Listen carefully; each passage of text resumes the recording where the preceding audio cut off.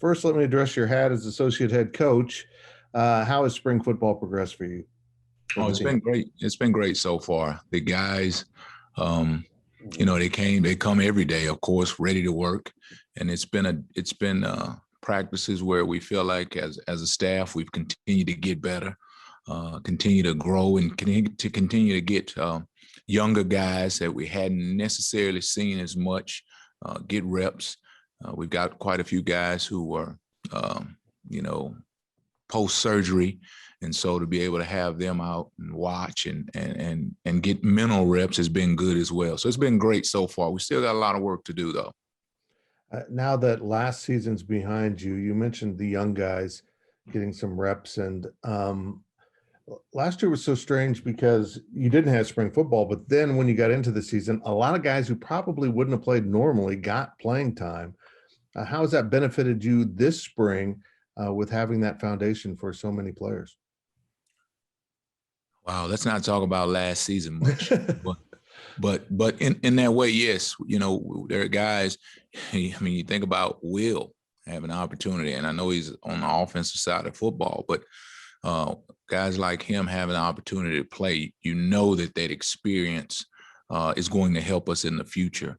And yes, we have an opportunity to have spring practice that we didn't have last year is going to benefit us incredibly.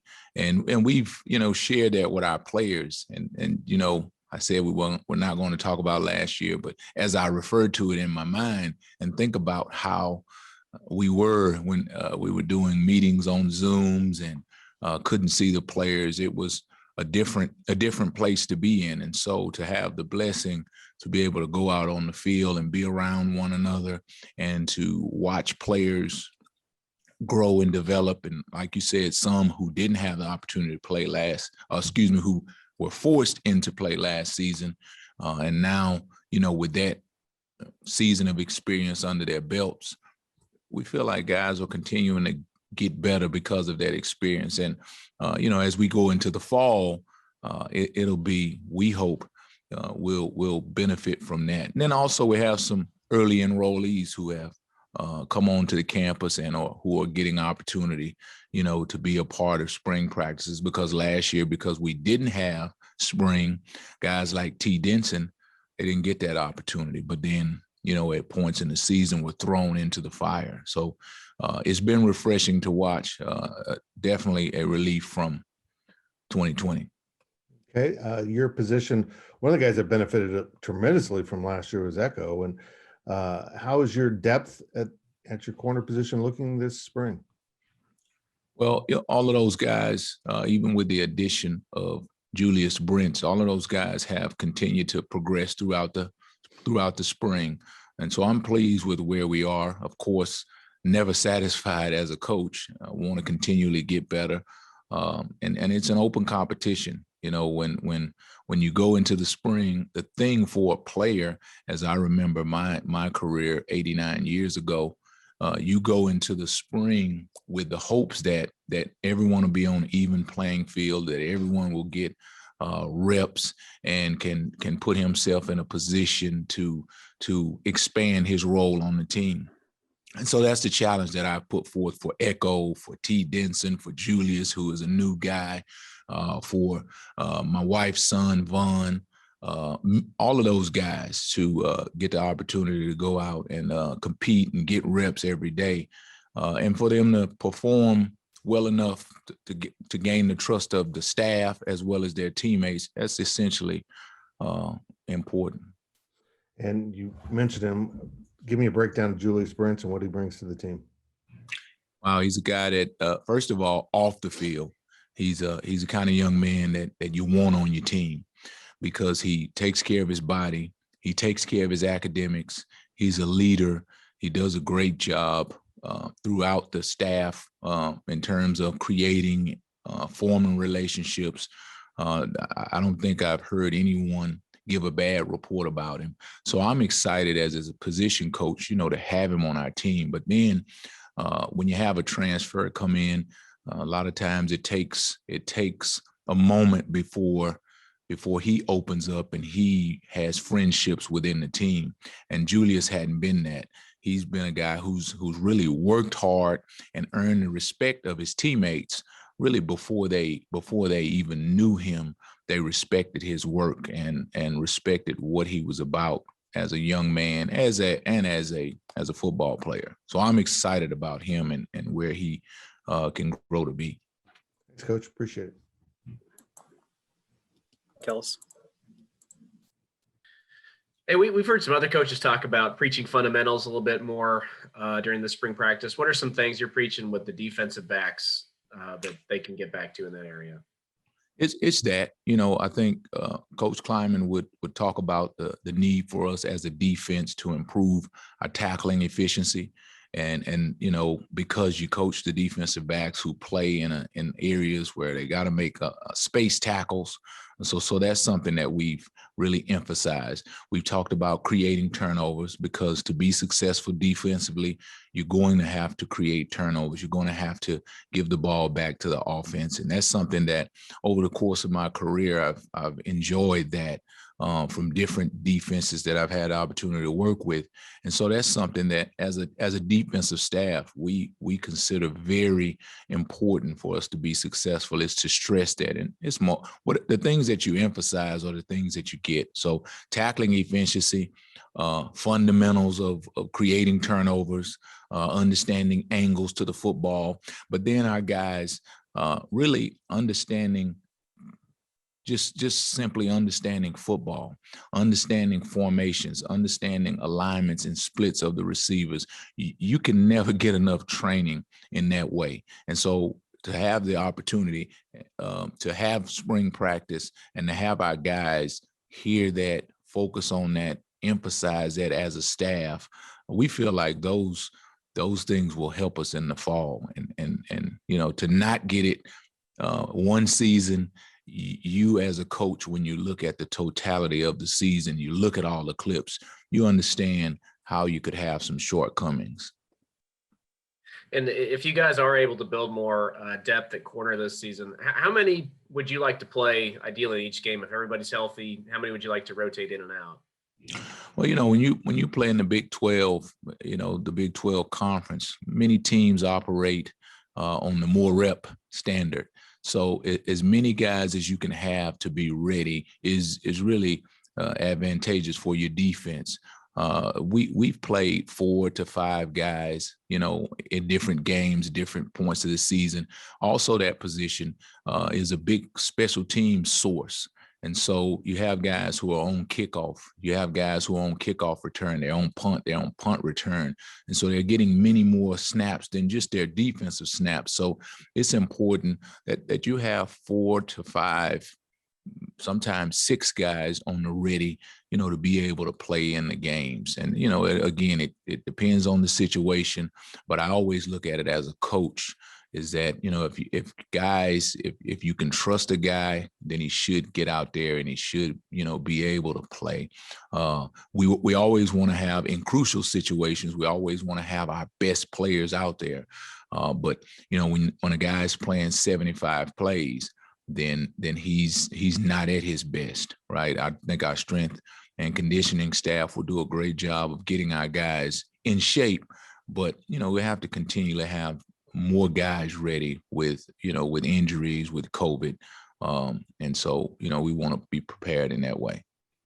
You mentioned it just there, special teams. Outside of Phillip Brooks, is there anybody who's really impressed in the return game this spring? There's been a few guys.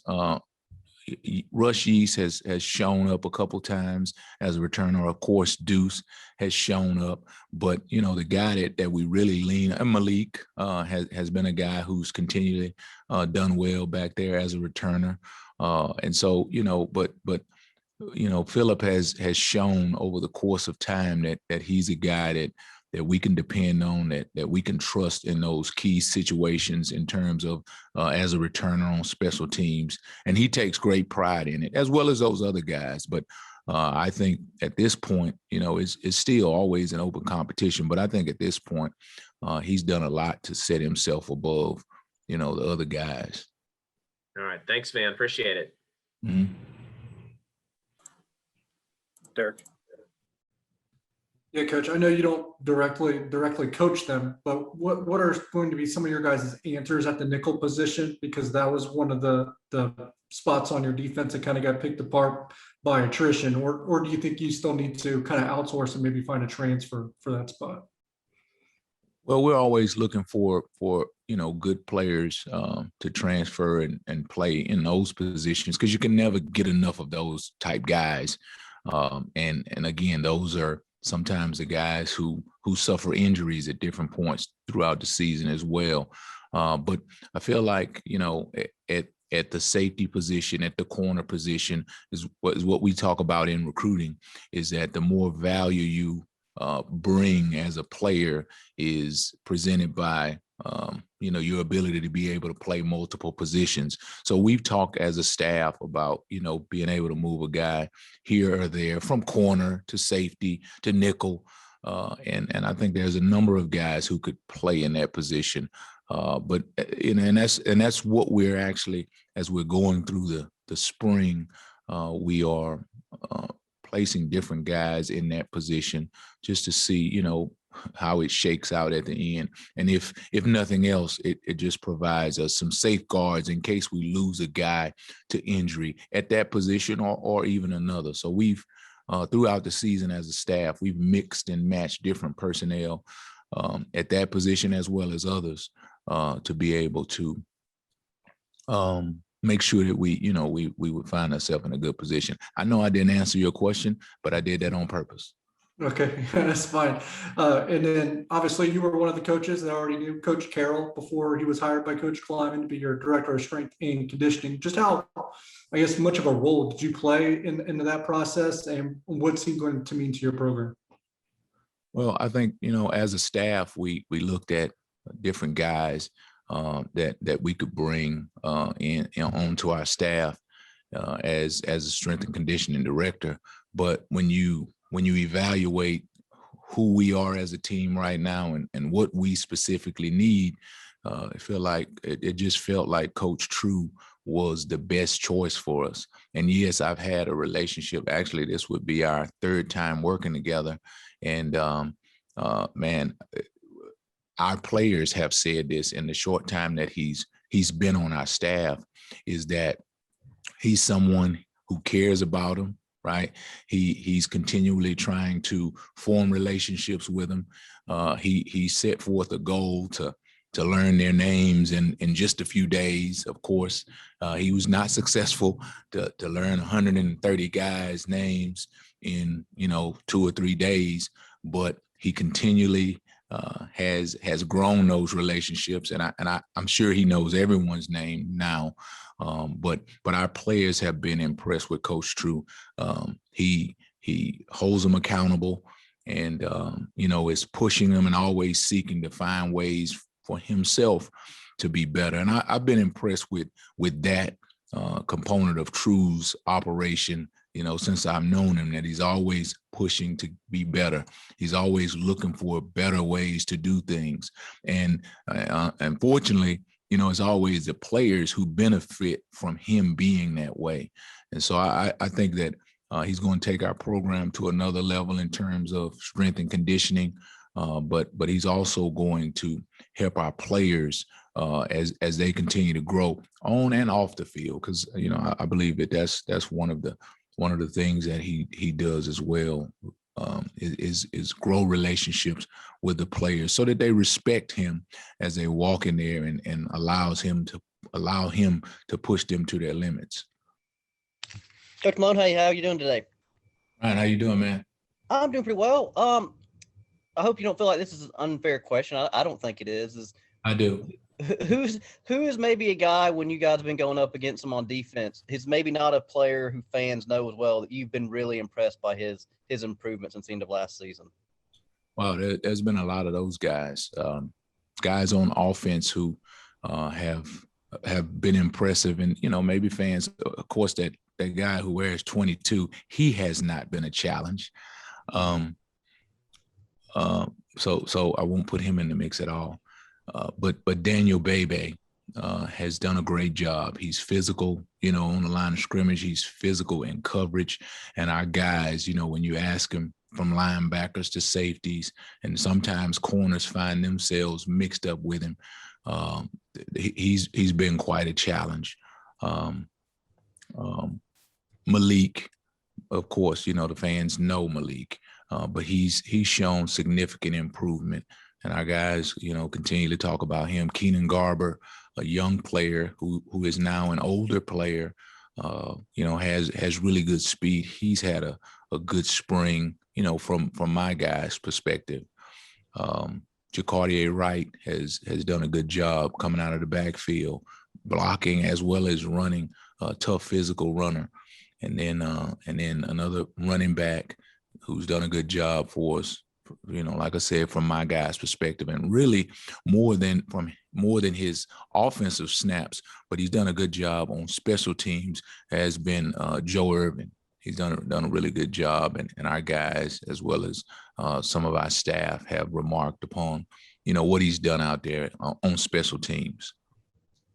And this is not an age joke, but you're the most senior coach who we're going to get to talk to before the open public kind of scrimmage Saturday, because we won't talk with Coach Klein until next week. Have you guys maybe talked about what you want to put out there for the fans who are going to show up Saturday, what they might see? Is it going to be just a regular practice? Are you guys going to have more of a purple versus white game, or have you guys not even got to that point yet? First of all, let's go back to your age comment. I resemble that remark, right? And so Buddy Wyatt is actually, he played on the same basketball team as Moses, right? So when you talk about age, but anyway, no, our plan is to practice, and to do some of the things that we've done all spring. So it won't be in the format of, of the orange and white, scenario. I said orange and white. Why did I say orange and white? Anyway, it'll be a practice.